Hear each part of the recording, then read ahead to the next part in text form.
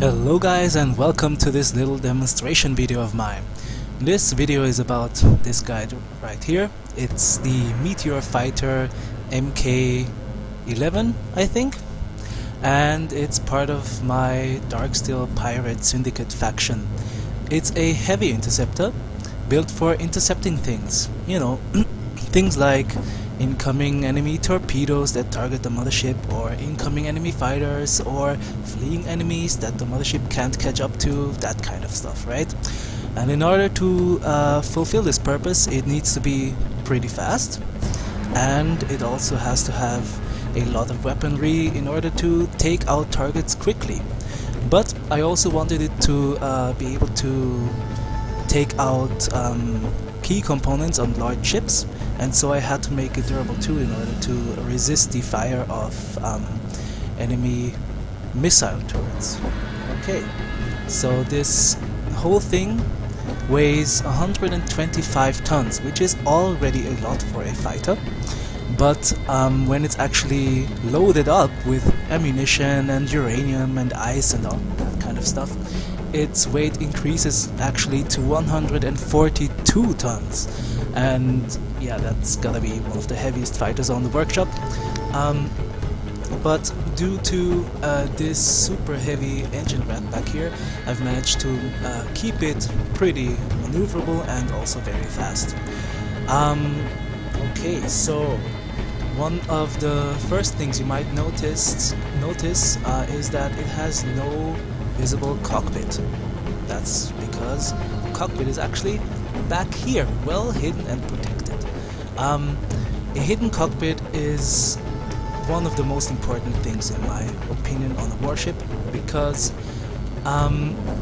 especially fighter cockpits, they just, they can stand maybe one missile hit or two at most, but then they're gone, right? And you can have the most awesome and epic fighter on the workshop. If your cockpit is exposed and gone, then you're dead, and all of those valuable resources go to waste. A warship in general is only as strong as its weakest point, and so you want your cockpit to be the last thing that gets taken out in combat. And when you have to shoot through all of these armor blocks and the components on the inside to finally reach the cockpit, you can be sure to take a lot of punishment with this guy before going down. Okay, so now to the weaponry. Okay, this ship has 14 Gatling guns, which is a lot, and people really underestimate the power of the Gatling gun, because yeah, you might be thinking, yeah, if you shoot a large ship or even a small ship coated in heavy armor, you're just gonna do a bit of damage. But I've actually tested this, and this guy shoots through a large ship heavy armor block in just over a second. And if you actually target components like missile turrets or Gatling turrets, they vanish in half a second. So even if you're a horrible shot and you just happen to glance components of large ships, they will still go down rather effectively. And yeah, I also made sure to place them as close together as possible, right? So that they all hit a single block. A large grid block is, I believe, as wide as 5 small grid blocks, and so if you aim on one block, they are all going to hit that one block, which is really valuable. And I mean, on the workshop you see these super beautiful designs with huge wings, and they have Gatling guns over here and Gatling guns over here, and some on top and underneath and in the middle. That's not gonna get you anywhere, because most of your shots, if you spread out your damage like that, are going to miss, and only the gun in the middle is going to actually hit, which is hilarious. And if you hit a larger target and you have your damage spread out, you're just going to do like bits of damage here or there, a few dents, and that's not going to get you anywhere. So centering your main your main guns is super important. On to the missile launchers. You have 4 of them. They're all reloadable. Manila, of course. I'm not the kind of guy who likes to use mods. And the thing about these rocket launchers is that they are controlled by a script that staggers their fire. It's an auto-fire script. There's a bunch of those on the workshop, and they make it so the missiles come out one after the other rather than all at once. If you have like 6 or even 8 missile launchers, and you know you fire them all at once and you miss, that's 8 missiles that go missing, right? That won't happen with this shotgun type of fire. And also, you know, there's like a random bullet hitting one missile and all 8 blow up. That's not gonna get you anywhere. And especially when fighting other fighters that are small and maneuverable, they go down in 1 or 2 missile hits, as I've already said, and you just need 1 missile to hit and not 8. So that's why the auto-fire script is necessary, and I'm going to show that later on. And last but not least, there are 3 Gatling turrets. These turrets are mainly there to shoot small ships and incoming missiles. They won't shoot at enemy large ships, because that's what your other guns are for. And if you happen to remember this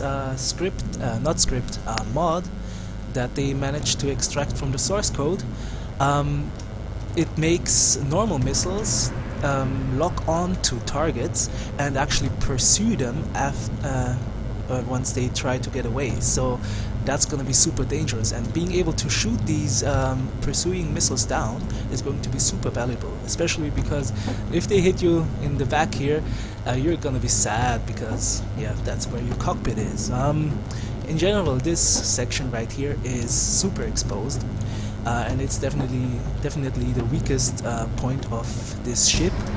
But if you are not the most shit pilot in the universe, you know that you're not supposed to get hit in the back anyway, so yeah. Now let's actually take a look inside. Here you are greeted with the 6 wonderful monitors that are controlled by scripts. And the best thing about this part is that this ship runs Meteor, and Meteor is a script by Craig Pergo, and it's able to detect damage and display it in the upper left corner in real time. Now, MMaster script, which is also present here, also has a damage report function, but it has some severe disadvantages when compared to Meteor, because Meteor is actually able to remember blocks that got completely destroyed and also list them as damaged, whereas MMaster's script will just forget about them and say, no damage detected, because there is no damaged block there because it's already destroyed. Now let me demonstrate this. Let's pick our rifle and destroy this thruster over there.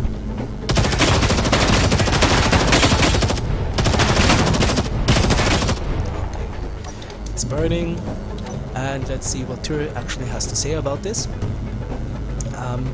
It says destroyed, large thruster 1 backwards. Awesome. And now let me show you what happens when I destroy the block completely. You can see that this ship has a projector block that constantly projects a blueprint of this whole ship, and that greatly helps when repairing it.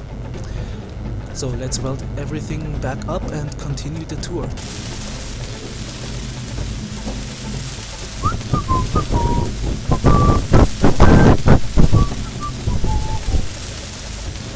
Okay, all done.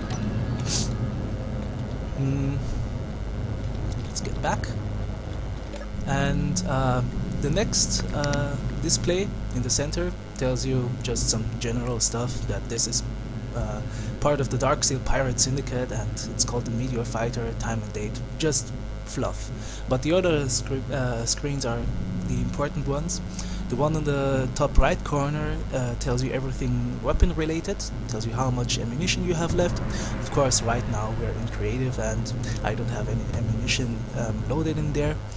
but yeah, it will display how much ammunition you have left in survival, and it also says which weapons are still active, because in the fight, with how stressful this situation is, you might not always notice how many of your weapons are actually still working, and if you think everything's going fine because your ship is still intact, but then you notice I only have 2 Gatling guns left, it might be time to retreat. Now the screen in the bottom left corner tells you everything about oxygen, it tells you how much ice you have left, it tells you if the oxygen generator is working or not, and also how many oxygen bottles you have, in case you happen to be on a mission where you have to get in and out of your fighter. The lower center screen tells you how many, where you are, GPS wise, and the last one tells you everything about your power and how much uranium you have, state of your batteries, that kind of stuff. Okay, oh right, about power, this thing is actually powered by, I believe, 12 batteries, which is more than we need, but I mean, we can't you know, be out of power just because they managed to take out a single battery, so you always want a bit of surplus energy on your ship. And this ship also has a total of 9 backup reactors, of which one of them is located here on the outside. And it's on the outside because you actually need to be able to directly access a reactor, because if you run out of power in the middle of nowhere and you want to resupply your backup reactors with uranium, you will not be able to if you don't have one on the outside, because the conveyor systems don't work when you're out of power. Okay, so last thing left to do is actually show you how it flies, but I'm gonna have to turn down the volume a bit because those engines sound awesome, but they're super loud too. So here we go. And as you see, this ship is able to accelerate pretty quickly, also turns pretty fast.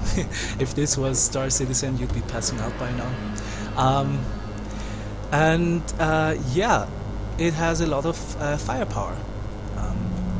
Wait a second, I need to show you the cameras. You have 3 cameras in total, because if one gets taken out, you don't want to be left aiming like this. That's so yeah, and this is how the missiles fire. Now it's reloading.